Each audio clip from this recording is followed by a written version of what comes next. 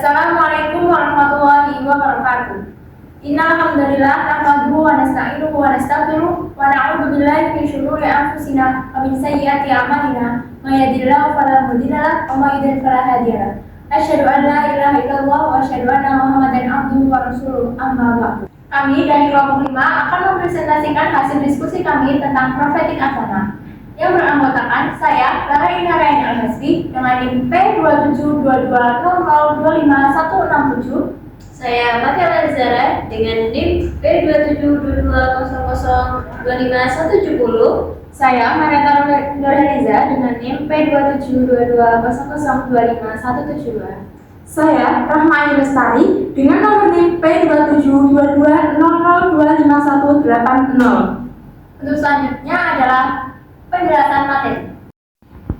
Yang pertama, saya akan menjelaskan tentang peran agama dalam perumusan hukum agama. Peran agama dalam perumusan hukum agama berfungsi sebagai benteng pertahanan moral masyarakat dan pembimbing generasi muda dari perilaku menyimpang. Dalam Islam, hukum bersumber dari Al-Quran dan Hadis, bersifat wajib ditaati oleh umat dan menjadi dasar pembentukan hukum yang adil. Next. Yang selanjutnya yaitu ada kesadaran taat hukum. Taat hukum secara umum berarti patuh pada peraturan negara. Dalam Islam berarti melaksanakan perintah dan menjauhi larangan Allah sesuai Al-Quran, Hadis, dan ijma ulama. Hukum Islam mengatur tuntutan, pilihan, sebab, syarat, dan penghalang dalam sebuah mukallaf. Next. Yang selanjutnya yaitu ada hukum Islam dan komponennya. Hukum Islam dan komponennya terdiri dari 5 hukum taklifi, yaitu wajib, sunnah, haram, makruh, dan mubah. Ada pula hukum wad'i yang mengatur sebab, syarat, dan penghalang. Tujuannya mencegah kerusakan dan mendatangkan kemaslahatan manusia dunia akhirat. Materi selanjutnya ialah tentang tujuan hukum Islam menurut Al-Satibi. Untuk tujuan hukum Islam yang pertama ada memelihara agama atau hifzul din, yang kedua ada jiwa atau hifzul nafs, yang ketiga ada akal atau hifzul akal, dan yang keempat ada harta atau hifzul mal, dan yang terakhir itu ada keturunan atau hifzul nasl. Syariat Islam juga menjunjung kebebasan memilih dan hak asasi manusia tanpa pemaksaan beragama. Next. Untuk selanjutnya ada fungsi hukum Islam. Tidak hanya mengatur ibadah, tetapi juga hubungan Islam, sosial, muamalah, lingkungan, serta menjadi sarana membentuk masyarakat harmonis, adil, dan sejahtera. Oke, selanjutnya materi pembagian syariat Islam. Tauhid, keyakinan atau agama. Ilmu yang membahas dasar-dasar keimanan dan keyakinan dalam Islam yang berpusat pada keyakinan keesaan Allah Subhanahu wa Ta'ala.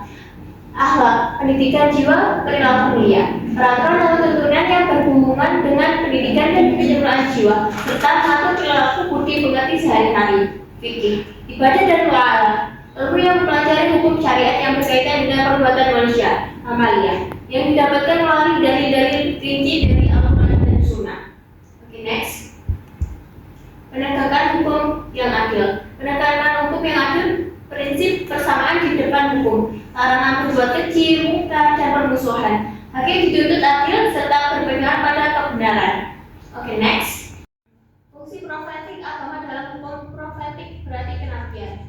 Agama membentuk manusia bermoral, memberi sanksi hukum bertahap, sarana kebahagiaan, dan mengatasi krisis kemanusiaan, materialisme, sekularisme, hedonisme, serta masalah sosial budaya. Revitalisasi keberagaman dilakukan dengan kembali ke Al-Quran dan Sunnah. Baik, selanjutnya yaitu materi hubungan hukum Islam dengan negara hukum Islam. Hubungan hukum Islam dengan negara. Hubungan Islam bersumber wahyu dan penalaran manusia atau ijtihad, bertujuan kemaslahatan lahir batin dunia akhirat. Hukum positif lebih bersifat duniawi. Hukum agama untuk kemaslahatan total. Baik, yang terakhir yaitu kesimpulan. Jadi kesimpulannya yaitu hukum Islam adalah ketentuan Allah yang berkaitan dengan perbuatan mukallaf. Syariat Islam menyamaratakan hukum dan keadilan, mengarahkan kekuatan manusia untuk kemaslahatan masyarakat, serta menjadikan agama sebagai sumber moral dan pedoman dalam pembentukan hukum yang adil. Sekian presentasi dari kelompok kami. Bila ada kekurangan, mohon maaf sebesar-besarnya. Wassalamualaikum